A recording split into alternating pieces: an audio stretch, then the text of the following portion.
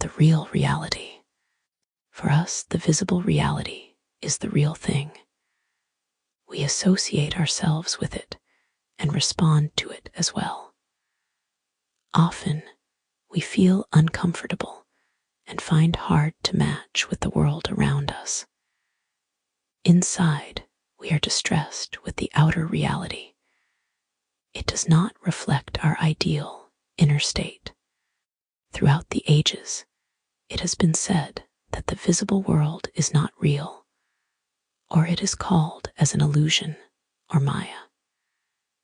Plato, in his famous The Allegory of the Cave, described the same dark cave and shadows that the people were obliged to observe, not the true figures or the outside world. In the modern world, these metaphors are hard to grasp and to realize. Still, nothing could be more true. Maybe the phrasing could be different, but the original message remains intact always. This visible reality is the one where we communicate and observe. Yet we are present in other planes as well. They are not visible to us, but we are members on those ones as well. Beside the physical body, we also have our feelings and emotions, as well as our mental capabilities.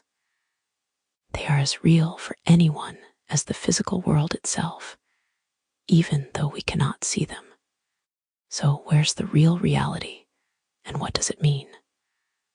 The world every wisdom tries to illustrate and refer to is the reality of thoughts.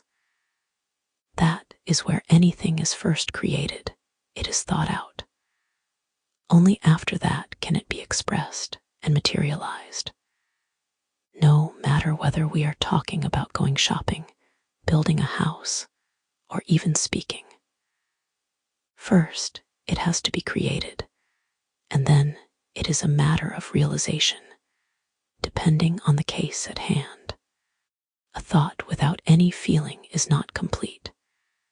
Saying, "I love you," without a feeling is meaningless. Similarly, the feeling or the passion desire has to be combined with the thought. Together, they are something. This applies to talking, building a house, or any other matter. The third required element is power or will to execute or carry out the matter. But this is just a hint for the considerate reader and not relevant to the topic.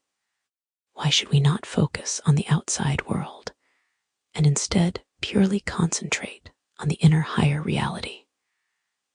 No matter where you look, you find the wise words that encourage us to look inside, or, as Pythagoras has so nicely put it, "Man, know thyself, then thou shalt know the universe and God." These should not be understood in a manner that one ignores the visible world or isolates himself or herself from the world. The purpose is to encourage us to focus on the essence or the source, where everything is really taking place, and where we can have control and real influence on the visible world. First, this may sound quite bizarre or contrary, but just consider how much in control of your world you really are. Are you pretending to be in control, or just really facing the facts that you are only an observer for the occurring events? A feeling of being in control is not the same as having a real influence on the issues and understanding what is really causing them. Can you have a peaceful and happy life? Some people can, and they have followed Pythagoras' advice. They have realized that in order to achieve something, we have to look inside and find it first there, and only after that can it materialize in the outer world. Actually, nothing can prevent it from occurring should the desire be strong and persistent enough. Why is this so hard to believe and start to implement? Simply because we are used to living and looking outside of ourselves. We take it for granted that by doing something in the outside world, we can make something happen in our desired manner. But what happens when you start to do this? You create a perpetuity machine without even realizing it or having a chance to jump out. Often, only the final desperation makes the person get out of the cul-de-sac and start to look inside himself or herself for strength. Only then can something start to happen. The reason for this is very simple. The outside reality is just a mere cause of the activities that happened before, that is, the results or the reflections of the mental thoughts and feelings. Nothing can ever change in the outer reality until the thought and emotional structures are changed accordingly. We have to first see and feel or believe together the desired outcome, and only then can it start to happen. If you just look at the current state of the visible world and take it for granted without any creative and passionate effort, then nothing will ever improve or change. Actually, the opposite often happens. A negative spiral is created.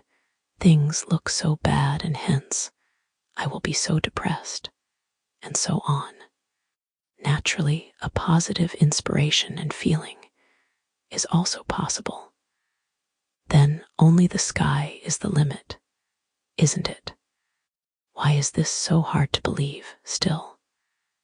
Because we do not see the real reality, and thus we do not consider it matters. We think that we can think, feel, or say whatever we feel like without much consideration or significance. And look the state of the world today. Have we been able to live in peace and love each other as humans? How about your thoughts and feelings? Are they only loving and peaceful every day and toward everything permanently? Maybe we should start to consider more carefully the wise words repeated so often to us throughout the centuries. We have people among us who have achieved a permanent state of tranquility and happiness. Even the latest science does not disprove this. Einstein and quantum mechanics can do wonders if you want to study them. Why is it that the observer affects the observation? Or to put it differently, why does the thought affect the thinker?